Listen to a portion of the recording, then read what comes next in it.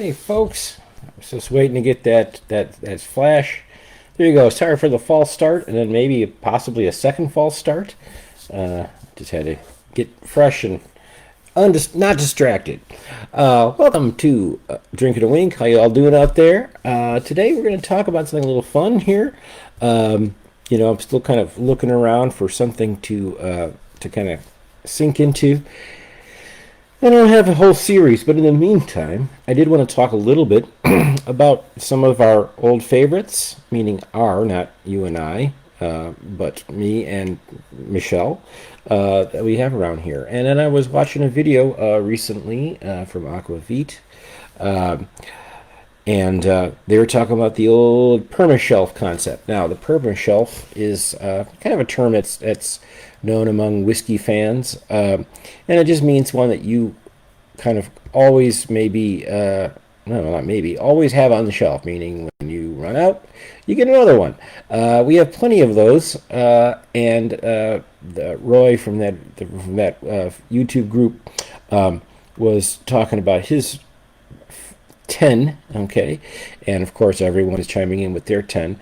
I figured I'd come at you, but the permashelf thing I don't even know who invented that term. I kind of started hearing it with that Aquavita Vitae page. Sometimes I've heard it in bourbon circles. So we're going to change it up a little bit. We're going to call it the PERMASCORZ. So this is the PERMASCORZ series. And I'm going to give you, I don't know, 5 or 6 of the ones that I have on my shelf all the time. This is always interesting also because once anybody makes a list of their permashelves, I start jotting down my list. And two things that come up out of it. One is I realize I have more than 10 that I consider permashelves. Even over my shoulder right now, I can see 2 or 3 that we will just always have around. Not that bottling exactly, but if you're looking right there, there's a High West double rye back there. That's always going to be a permashelf, mostly because of Michelle, but I love it too. Buried behind this one right here to my shoulder is another one we might talk about. It's the Whiskey Acres bottled in bond bourbon. There's plenty of scotches down below that I consider permashelf. But the other thing is that sometimes permashelves end up, you know them so well that then you don't touch them for a little while. And today the one I'm going to bring you is going to be such a bottle. I don't know that I think maybe the last time I had this was perhaps over a year ago. I think that might have been my Bourbon September of 24 that we were doing that whole series. That might be the last time I had this. Maybe I had it one at a time, but I definitely haven't had it a whole lot. So it's kind of interesting that sometimes permashelves you're like, okay, I always have to have this. But you try new things, you buy new bottles, and you're like, oh, okay, you know what? Maybe the permashelf kind of hangs out for a while and you don't have it. So I'm going to bring you would probably think that if I'm starting a permashelf series, I would be talking about Scotch whiskey or Irish whiskey, something of that nature. No, I'm going to bring you a bourbon. Okay? And what I'm going to bring you is M.B. Roland's bourbon. Still and barrel proof Kentucky straight bourbon whiskey. M.B. Roland right here. This is definitely, I don't have that many bourbon permashelves. I could go through a couple. Some of them are just, ones I just have because I always have them because they're good for mixing, and I like to have them if I'm just having a drink. The one thing about permashelf that I'm going to break away, like I always have Dewar's white label in the house, okay? But I'm not going to say that's permashelf, meaning that like I can find other things for it. Wild Turkey 101 might not be a permashelf for me, even though I've had it ever since I bought my first bottle. It's always here. These are the ones that I prefer to drink to a certain degree. They're kind of my favorites, and they always are going to be around. There are other ones that have kind of fallen out of that. I bought a bottle or two, and I'm like, okay, you know what? I think I'm done with this. Glenmorangie 10, 12, okay? 10 was for many years an original 10-year-old, and then they moved to the 12. I bought the 12, I don't know that I'm going to buy another one of those. So this MB Roland though, proves to be my permashell. I think this is. We've had a 350 ml bottle of this. I've had another full bottle of this, and I think this is our second. Okay. I've also had a sampler, second or third. I kind of lost count on this one. Okay. We also got a nice little sample from Mike. If you're out there, I know you know about this because I think he's been to the distillery multiple times. I think there was a dark fired that our friend Corey let me check out. That was spectacular. But this just straight bourbon that comes from them, uncut and unfiltered, still in barrel proof. This is a wonderful little bottle. They give you lots of information on the batch, all that kind of stuff. This one is bottled at 55.7 ABV, alcohol by volume, 78 corn, 17% rye. So it's a little higher in the rye, and they put 5% malted barley in there in that mash bill. Really wonderful stuff. I'm going to pour myself a glass and tell you a little more about it. So, the one thing that's, or there's many things interesting about this little distillery. And I say little distillery because they only have about, I think what I was reading lately, maybe 15 at the most employees. Might not even be that much. Okay. This distillery is not in the heart of Louisville and Kentucky Row and all this. This is in Pembroke, Kentucky. This was opened in 2009 by, I grew up in Norwich, so I should be able to pronounce this last name. I hope I'm saying it right. Paul and Mary Beth Tomaszewski, okay, in 2009. If I'm wrong, and there happen to be checking in, let me know if I did. I think I did a pretty good job on that. Tomaszewski, okay.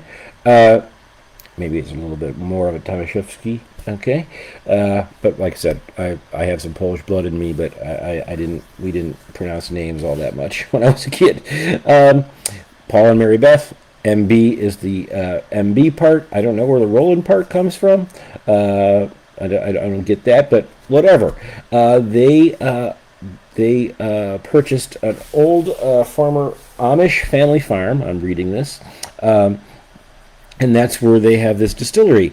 They try to keep it pretty much grain to spirit. When any distillery starts, they have to get grains where they can get them at a good price. Now, I guess they're using all Kentucky grain, from what they say, and it's all kind of locally sourced from that area. So they call themselves a grain-to-glass distillery, meaning that they aren't sourcing anything. They aren't bringing in anything from very far off, and the cooperage that they're using is local too. So very cool stuff there. That's what we're looking for. They're not sourcing anything, and they have some very interesting offerings here. The other thing that's interesting about them is they are not shy about putting out many different kind of different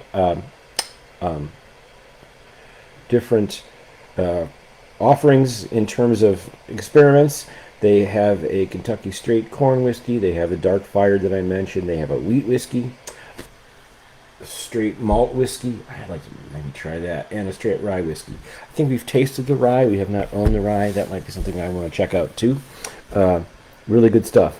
They bottle pretty high proof, and price wise, when you can find it in Illinois at least, very fair for what they're giving us. Look at that. Okay, nice dark rich color. Anything else on here? So the barrel is new. It's a new barrel, of course. It's bourbon number 4 char. Really nice. Other stuff here. MB Roland is a focus on flavor. Local white corn is the base of our mash. We aged wood-fired, new charred oak barrels and bottle straight from the barrel, uncut and unfiltered at distillation in barrel proof. Really cool. Okay, nice little funky little bottle. They have some other things that are very interesting here. They do a bunch of moonshines. I haven't had any of those, but it's just a cool company. They make a couple of ready-mades. They make a Kentucky mint julep, or pre-bottled. Yeah, I remember that dark fired. That was big and really, really, really, really good. All right. I think Mike may give me a sample of that or wants me to try it. If you're around, Mike, or you watch this later, let me know what I had on the nose. And I usually don't dig this so much, but it's definitely, the corn comes through. It's a very, very vital corn that they were using in this mash bill. But you do get some charred oak notes. The rye spice comes in. There's a woody sunflower seed shell note that comes through here. It's something that I can't always describe. A little bit of smoked meat scent in here, maybe. It's just really stands apart from a lot of bourbons. And this is why this remains at a permashell for me. This nose is one of the best bourbon noses that I can find. Like when you smell a nose that is complex, but balanced, there's a little bit of sweetness there. A little bit of very, very dark, like dried fruit. It's just a perfect combination. I don't have to drink this. I will.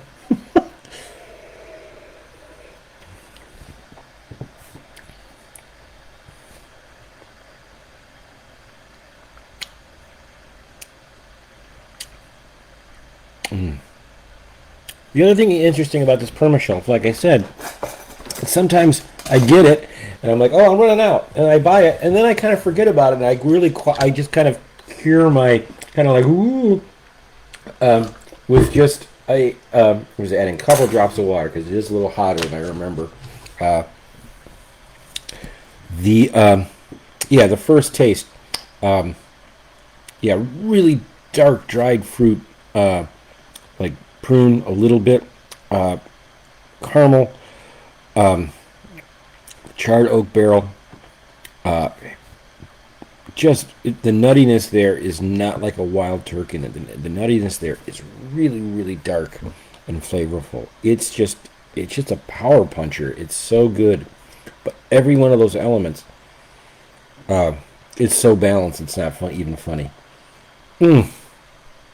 Oh my gosh, this is just so good. Let me see if there's anything more on the. Nope, I hit the wrong one.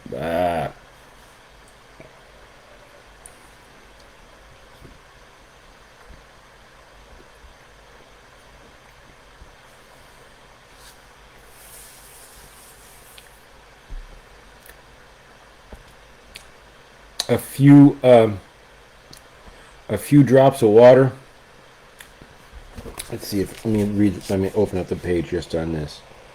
Yeah, so your ABV is going to vary depending on which batch and all that when it comes to this. Pre-prohibition style bourbon crafted with a food grade white corn bottle. Okay, I read that. Each batch, hand labeled and numbered, blends 5 to 10 barrels for a unique flavor profile. I will say that this one is not as sweet as the last 750 bottle that we bought. This is so good.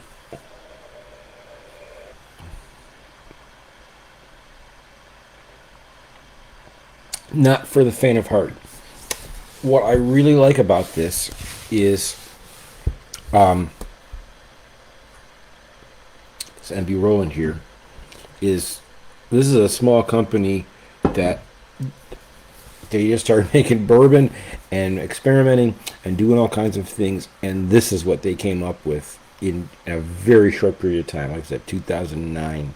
Okay, and like I said, I've been drinking NB Roland for gotta be 6 or 7 years. So I don't know when I got my first one, but it is so good. But what's really astounding is you're talking about against other companies over my shoulder. And it reminds me in its flavor profile of my favorite Illinois distillery, Whiskey Acres, But over here, those are the ryes. Those are the bourbons, as you can see. Right, I'm going the wrong way. Right there. Okay, is that both of them seem to. There's something about the punch that it has. That it has a depth that I don't get from other bourbons in this price range or from bigger distilleries. Both of them are just really deep, rich. Both of them have a bready note to it.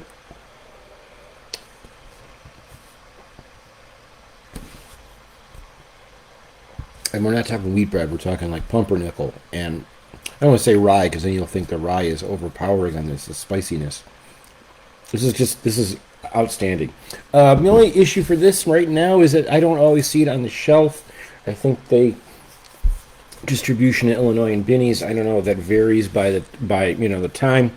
But if you're driving that way, I know the distillery has a fascinating, cool visitor center in Pembroke, Kentucky. Unfortunately, I have not been there. We're kind of waiting for the right time to do that. When we get time. Yeah, can't say enough. Check it out. I'm going to see if I get my hands on the rye because this is reminding me how good it is. PermaShelf Series, MB Roland. Let me give you just one more tasting note.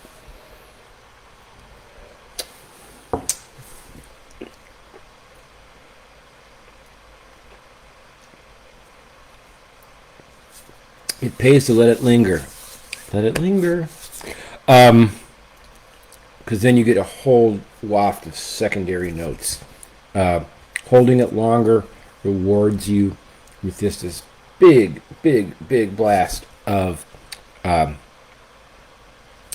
of cocoa powder. Again, not overly sweet, just the cocoa part, the chocolate part of the chocolate, dark chocolate. It is just really nice. And for me, really nice. It doesn't mean anything. For me, the great thing about this is it never gets over sweet. Here's the interesting part. There's no wheat in this mash, and yet I would think sometimes they have smoothed out some of that kind of corn flavor by using a little higher malt rye mash bill that wheater fans would love this as well, which is interesting. Makes no sense of what I just said. A wheated bourbon usually replaces the rye with wheat. Obviously, some of our favorites do that. Especially in the Buffalo Trace lines, the various ones, Weller's and Peppy and all that. This, for somehow, mellows out that corn bite that sometimes we get, or overly corn sweet kind of elements. It mellows it out really, really well. I don't know how they're doing it. I'm just glad they are.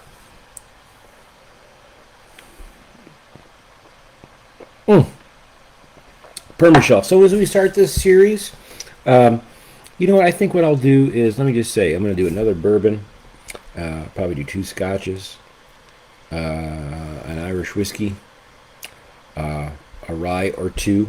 So instead of 5, let's say 6. What else did I say? I'm going to go back and make sure I got this. Maybe I'll add another, let's say a blended scotch, okay? 7. That's what I'm going to shoot for. If you are watching this and you have some PermaShelfs, but again, you can qualify it any way you want. I mean, if Evan Williams is on a PermaShelf because that's the one you like to have all the time, put it down. But if you have, a moment to say, this is, get the concept. Again, if it is such something you just have because you just like to drink it, as your daily whatever, it's your blender, whatever, that constitutes as a PermaShelf. For me, I'm not going to put Dewar's White Label or a Wild Turkey 101 is usually the bourbon I have sticking around, or Sazerac Rye. That's usually our blending rye. We've had one forever, but I'm not going to say that. My thing is like, I want this because I always, when I get a taste for it, I want it. Anyway, the PERMASCORZ or PermaShelf, whatever you want to do. I'm going to call it PERMASCORZ because I don't want to call it PermaShelf. That might be, IP or something. So I've brilliantly changed part of the word and the part that makes kind of the sense in terms of the shelf, but I'm going to call it the scores. So your PERMASCORZ, write them down, put it down here in the notes. That'd be great. All right, folks. PERMASHELF, MB Roland, straight bourbon whiskey. It's going to vary in terms of ABV between 51 and 55. Look for it, and like I said, what do I drink this over? Get ready. Yeah. It's going to cost a little more than some of your $40 premium whiskeys or bourbons. I would drink this over everyone. And because I've been stung by the Blanton's beast of getting a kind of a dud, and Elmer T. Lee, I'd rather have this one than both of those. That's kind of a bold statement. Some of the better, I think maybe if you were going to compare this to anything, kind of mass market, this leans more in the Four Roses camp, perhaps, especially what's the mash? What's the well, you know how they have these different yeast things. I don't know if I have it.